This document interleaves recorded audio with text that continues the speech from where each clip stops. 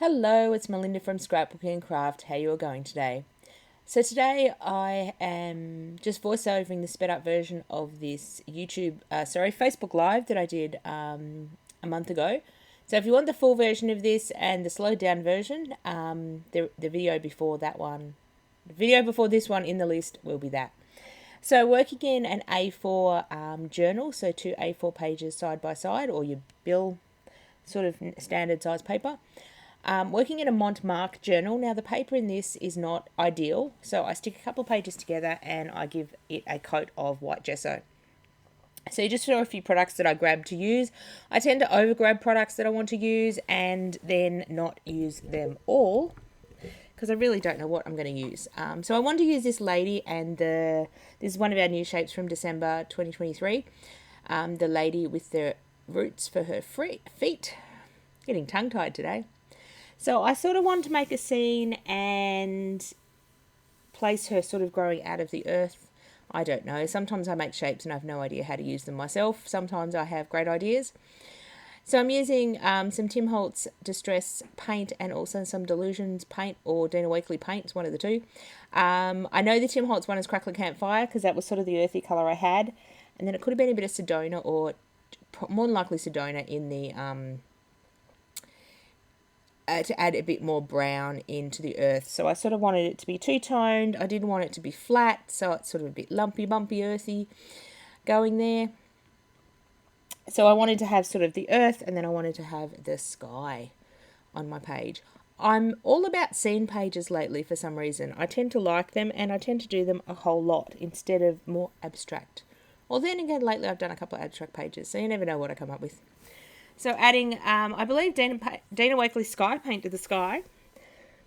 So what I did up in the sky is I actually made the paint really, really watery to water it down. So I didn't want a very dark sky. I wanted a bit lighter. So you can water acrylic paints down.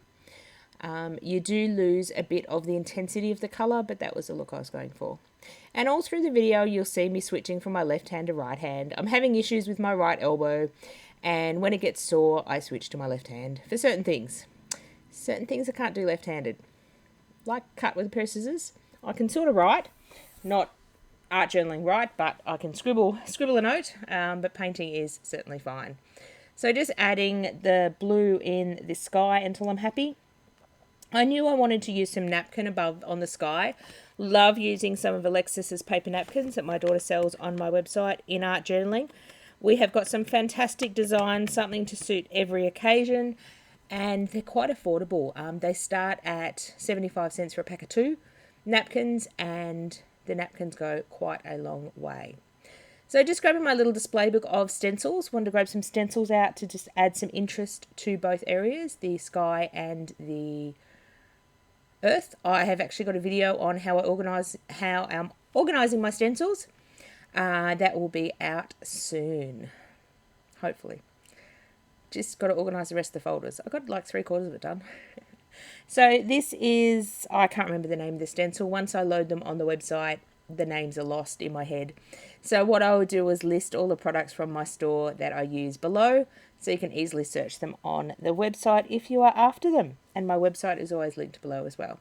So grab some of my archival inks. The reason for archival is they are permanent inks, and if I don't know what my next layer is going to be, I like them to be permanent. So then if I use, for example, a Distress Oxide, which is a water-based ink, and I add something over the top, it's not going to move. So I like archival for that reason. And usually it's the colours I want to go for. So just adding that with a blending brush. You may not be able to see it in the picture. It's quite subtle, but that was sort of the look I was going for. The blending brushes or makeup brushes are awesome to do inking with, especially with fine detail stencils. The little brushes, the little hairs on the brush get into all the little nookies and crevices, so that's really cool. As you can see all through this video, I keep placing my lady back on the page. I don't stick her down yet, just so I know where things are going to go and sort of placement wise. I tend to do that a lot. Trying to decide which napkin to use. So this is sort of a foliage napkin. I think it's an Aussie foliage, and it's got like little red flowers on it, or it's stylized on an Aussie foliage, I believe. So a couple of different ways to use napkins. Napkins usually come with 2 or 3 white layers on the back of the napkin. You usually tear those off before you begin, but this time I'm not. If you're wanting to fussy cut little images out of the napkin, it's so much easier to fussy cut them with the layers intact. Then the layers almost fall off. If you're wanting to glue it down as a background piece or tear it up, remove the white napkins from the back. I removed them before the video started. It's quite easy. Sometimes you just tease the edge or move into the center of the napkin and put one finger each side of the napkin, so top and bottom, and sort of move your fingers back and forth, and it can gently separate the layers. You can also use the sticky tape technique, so you put a piece of sticky tape around your finger, sticky side out, and it will grab the napkin as well. So to check if your napkin is translucent enough, gee, words up my friend today. I usually place the napkin, load the napkin over a piece of book paper, and if you can read the text, it's you've removed all the layers. If it's a bit fuzzy still or a bit white and opaque, you may need to remove another layer. Some napkins have 2. Most napkins have 2 layers or 2 ply. Some have 3, just to be tricky. So I'm just sort of cutting out my little foliage as close to the foliage as possible. I'm not fussy cutting them. I'm not being so detailed. The advantage of napkins is anything that's white on the napkin, when you glue it down, and I'm using Montmartre Matte Medium, a very liquid adhesive.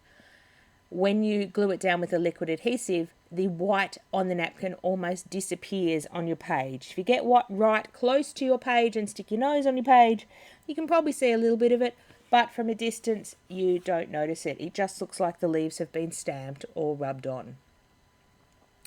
So when using the matte medium, I do apologise that my head keeps coming in and out of frame. I'm trying to toss up with another filming angle, but then my page is all skew-iff and it's just, I don't know. So when you're applying the napkins, you put a generous layer on the surface of where you want your napkin to be, on my art journal page.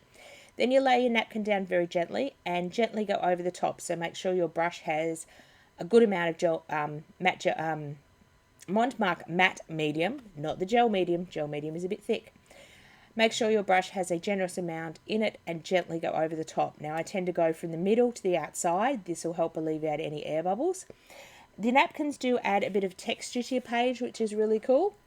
But when the napkin gets wet, it gets very, very fragile. So you just have to be a bit aware of that.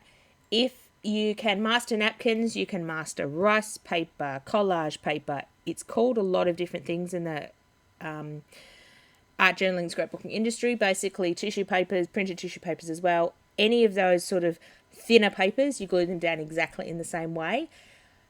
Bearing in mind, you have to make a decision of what surface you want to glue them on. So I'm gluing them on quite a light background. So the light blue background is not really affecting the colour of the leaves and flowers in my napkin. If I was to glue some of the napkins down on the brown, it would really dull the colours in the napkins. So you just have to be a bit aware of that. It's good to have a bit of an experiment on some scrap paper when you first get some napkins to see what it does. Also, the white of the napkin doesn't disappear as well on a darker surface, if that makes sense. Clear as mud, right? I am planning on filming a couple of napkin, like 101 videos, all about napkins to explain that in a bit more detail and show it in a bit more detail. But the napkins are fun and we sell them in packs of 2, so I call it the practice napkin and then the good napkin. And often you get 4 panels, well, you do get 4 panels of pictures, whether it's an all over picture like this one tends to be, or 4 different images, 4 of the same image, or sometimes different, depends, on the napkin. So you get up to 8 images to work with. So by the time you've glued the 8th one down, you'll be an expert. So just fussy cutting, it did take a little bit of a while, but it's also quite therapeutic to sit there and fussy cut your napkins and stick them down in your art journal. I probably wouldn't fussy cut the napkins before I was going to use them, like and have them sitting in your stash because they will get a bit damaged. Doesn't take long to cut them out. So I'm overlapping them as well and sort of bringing the foliage down at different levels. I just didn't want a straight line of foliage across the top. So the advantage of using the napkins is they will blend in together as well. So if you lay 2 napkins on top of each other or very close to each other, it just looks like it's a continuing pattern with this particular napkin. Love using paper napkins. I should use them a lot more. My daughter, every time we go out, Mom, we don't have that design. Miss Alexis, you have about 800 at home, but we don't have this one, Mom. I think we have enough napkins in our stash for the entire of 2024 releases. Oops. Well, we tend to have to grab them when we see them, and you also have to grab them on the website when you like a napkin, because sometimes napkins can't be restocked. A lot of the time, 99% of the time, napkins cannot be restocked unless it's quite a new one and we're lucky enough to go back to the store and find another packet lurking around. But 99% of the time, once the napkins are gone, they're gone. So that is a tip on the website, is be quick. If you're thinking about grabbing a napkin, grab it. Now I wanted to put some slight stenciling in the background. Because I had stenciling on the brown, I wanted to add a bit of stenciling on the blue part. So I'm having a bit of dilemma trying to think about what stencil I want. I have sort of sorted my stencils in different... Oh no, that's the leaf one I pull out for the bottom. Okay, hold that. I do some stenciling in the blue later on. I decided that the left-hand side of the page needed some black to balance it. That black silhouette of the lady with her tree roots is very dark and bold, and I needed some black on the left-hand side of the page to balance it and tie it all together. So this is another one of my design stencils, some sort of vine. I will link the name below. So this one is a stencil / mask set. So some of our stencils, if it's got a big opening or a big one-piece design that comes out of it, like these vine leaves, I pick it up out of the machine and it is sold as a mask / stencil set. Little bits of plastic I don't pick up for you because that's a bit detailed. So I'm going to be putting some black paint through the stencil. If you've not put paint through the stencil before, makeup sponges are awesome. These little triangle-y sort of ones I get from Kmart, Daiso. They're a highly condensed sponge. Some of them are sold in the scrapbooking industry as well. I believe Art by Marlene has some sponges out as well. And what you do is you'll dip your sponge into your paint, and then beside it, you'll see on the right-hand side, you'll see 2 blobs of black. One is the actual paint and one is where I've dabbed off my sponge. Never dab straight into your paint and go to your project because it will leak underneath. To get the best stenciled image, dab, dab, dab next to your paint on your paint palette, my glass mat for example. Work that paint into the sponge and it will look like, oh, there's no paint left on the sponge. It's actually amazing how much paint is soaked into that sponge and ready for your project.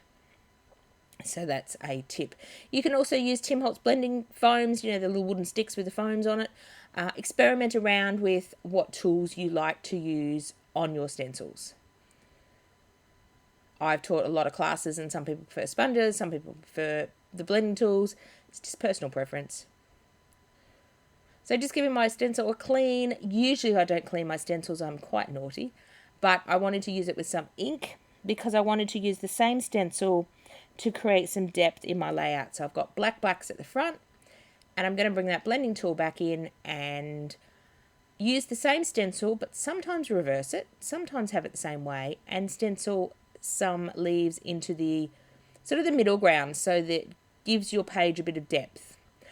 I like creating depth when I do an art journal page. I like to have the 3 planes, as they call it, the front. So my girl is sort of standing in the front. Actually, I would say the most front thing would be these vines I'm working on the left-hand side. My girl is sort of middle ground, I would say, and my leaves are probably middle ground as well up the top, and the sky has been pushed into the background. Your eye may see different pictures being pushed and pulled forward. Just depends on what your eye grabs to. But creating depth in your layout will give it depth, and it will give it the illusion that it's a 3D picture. So here, as I said before, I grab this is my tray of all my little I've got a little container next to me of drawers, and this is all my inks that I throw in there. So grabbing out some of my blue inks to do the stenciling in the background. Again, I want it to be quite subtle. A background is to be subtle. So the blue I would consider being my background because it's sort of the lightest place and it's the most subtle on the layout, if that makes sense. So sometimes my backgrounds are quite bold and very high contrast. This time I wanted it to be subtle, which is not like me at all. So I did test out a couple of different blues. Some were too light and I may have got a bit of black still in that blending tool as well. I must grab a few more blending tools and label them like a red, reddy orange, blue green, brown, black, so I don't get cross contamination. Because sometimes it's not good, but sometimes it's not so good. Sometimes it adds something different to your layout. And I'm not stenciling the entire stencil, I'm just doing little bits of it here and there, just to add, and actually it might be hard to see in the actual film here, but at the end I've got some photos for you to look at. The swirly stencil adds a lot of movement in the background as well, so it's sort of insinuating swirly wind, which is awesome as well. So I decided my page needed a dusting of black around the edge. 99% of the time I border my pages, whether it be a dusting of ink, a scribbled border, a very fat, intricate doodled border, just depends on what I'm feeling like, but 99% of the time I do border my pages. And apparently I got some yuck on my lady. So the black cutout with the lady with the roots is from black cardstock. Now it's 210 GSM, so it's not the best to put paint or ink on. It will take a little bit. But if you're wanting to do a lot of mixed media on your pieces, purchase the white mixed media cardstock on our website. So most shapes come in black and white. If I haven't put them in black and white on the website, you can email me and I can especially cut them for you in white. So the white mixed media cardstock is usually Biardi cardstock. It's about 350 GSM. You can throw a lot of mixed media at it. It's actually the white pages that I use for all my mixed media classes and the background pages in our scrapbook pages. So just showing off there, I was using Couture Creations glue to glue it down with quite a thin tip. So you don't need to get glue everywhere. I tend to aim for the largest pieces of cardstock and then put a little dot here and there just to catch all of the bits.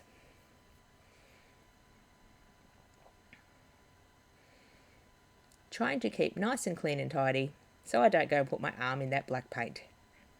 So many times I open the door to couriers and delivery drivers with paint all up my arms and often on my face. So I decided that my black leaves were now too black. I don't know.